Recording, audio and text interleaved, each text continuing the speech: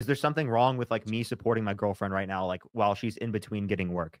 No, No. Okay. So why would it be wrong if I were doing the same? because you're a man. It's just the fact that I'm a man. There's no other quality. It's just the fact that I'm a man. That's it. That's what men do. What do men do? Tell me. Men take care of women. Okay. Well, then here's my question. Do you have a significant other? Yes. Do you take care of 100% of the bills?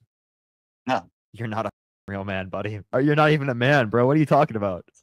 Just not a man. You better be So, taking care of 100% of those bills. Get back to your yeah, traditional I roots. know. Pay I all know of you're being funny, 100% of the but bills. no, Caller is not a you man have to be a based on team. his own But definition. as a man, you don't sit at home and let her just work for everything. Exactly, right? Yeah, you pay for 100% of the bills, right?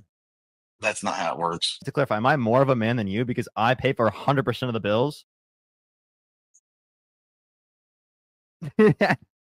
Yeah, I guess Yeah. so.